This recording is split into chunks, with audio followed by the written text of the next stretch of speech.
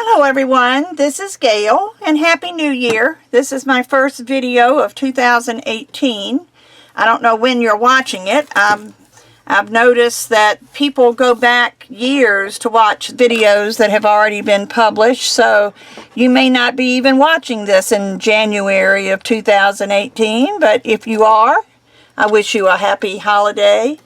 Happy New Year, I mean. So today, because it is the new year, I wanted to make a new signature stamp.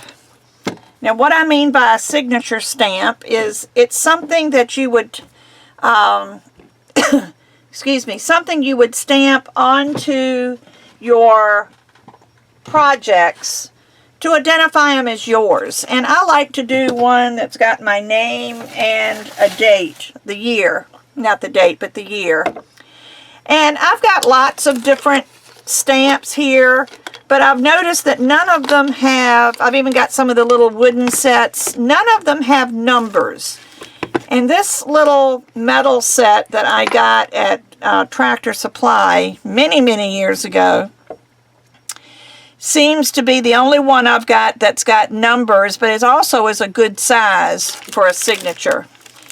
I may even show you how to do a signature cane. But one thing you want to do is gather together your scrap clay. And actually this one right here will be a perfect size, but I need to soften it. But I'm going to go ahead and run this through the pasta machine. It's a little cold in my craft room right now, so the clay is a little stiff. So I'm going to turn the camera off. I'm going to condition some clay and then I'll be right back. Okay, I'm back. And what I want to do now, I've got this clay conditioned. And I'm going to cut it in half. This is rolled at the thickest setting of the pasta machine. I'm going to put my straight edges together. Not that they have to be straight. But I'm then going to trim all of the rough edges off, just so that I know that it's the same thickness all the way around. Now, I showed you that I had these metal, they're actually stamping, you know, for metal stamping. And I got out the three that are my initials, that are GOT. And then I also got out 1 and 8. And I think what I'm going to do, let me see if I got these all going in the right direction. I believe so. I'm going to take these. You can do them individually if you want. I'm going to line them up together and just lay them on my clay. Then I'm going to take an acrylic block, just because it's flat, and push all three of them so that they all get the same pressure. And then pull them up. And that G doesn't look very straight.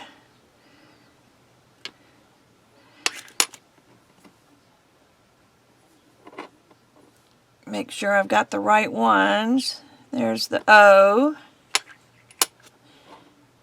and the T. Now, can you see?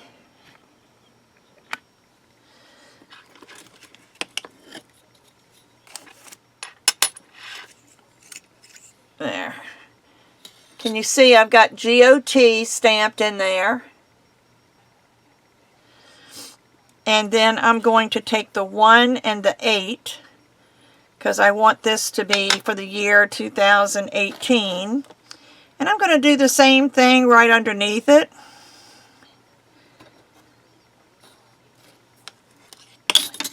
Lay them on there and then push with the acrylic block to get them both in there pretty good. And then pull them out. Now you can see this says GOT 18. So if I have something that I can stamp in, I can stamp that, what you do is you go ahead and you bake this.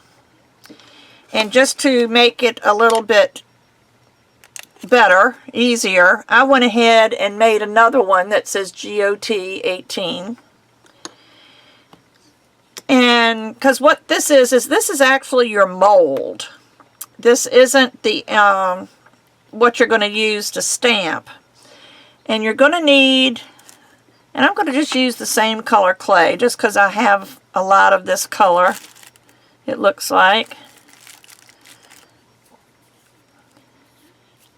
I may as well put the other one in here. And you need to get this really soft. And I told you it's pretty chilly in my craft room. Silly me, I turned on a heater. I have an electric heater, but then when I turned on my oven, it blew a fuse or blew a circuit breaker. So I wasn't able to do that. So I'm just going to try to warm this up in my hands.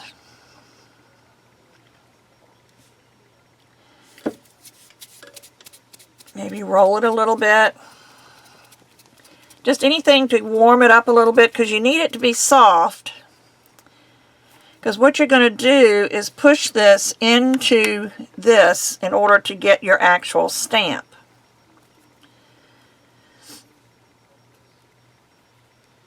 You don't need much for that part. And just to make it a little prettier, I'm going to just roll it a little bit. I won't cut it yet. And because this is, it might stick, I'm going to spray a little bit of water in there. And then I'm going to press this down into that design, hopefully. Just press and press and press. You've got to press really hard because you want it to get all the way down. You can pick it up and press. And then pull your sides back in, but pull it in without the water.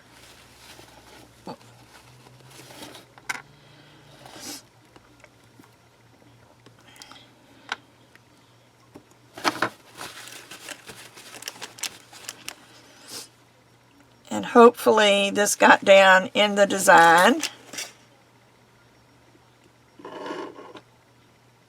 There you go. You see that? It's a reverse, but it's GOT 18. Now this is going to be your actual stamp. So what I'm going to do is I'm going to trim this off.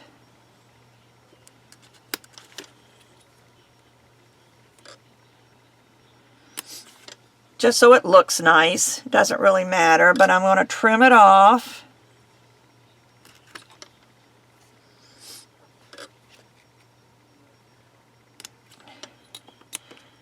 And if this doesn't turn out, you've got your mold here. You can make another one.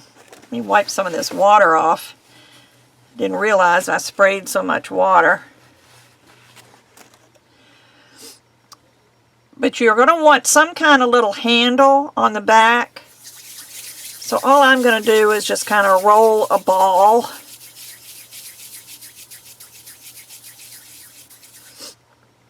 And then flatten it on one side. And just pinch until it's something that you can hold on to. And then press that on the back. And again, because it's so cold in here, I'm just going to add a tad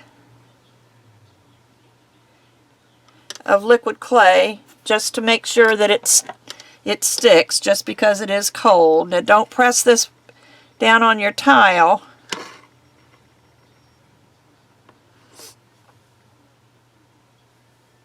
And then I would just lay this on a card this way and bake it again. So I will be back after this is baked. Okay, I have taken my little stamp out of the oven. my G doesn't look so great. I think I may have messed it up when I was putting the backing on it. What I probably should have done, and I'll do another one, but let me just see. Let me see how it turns out.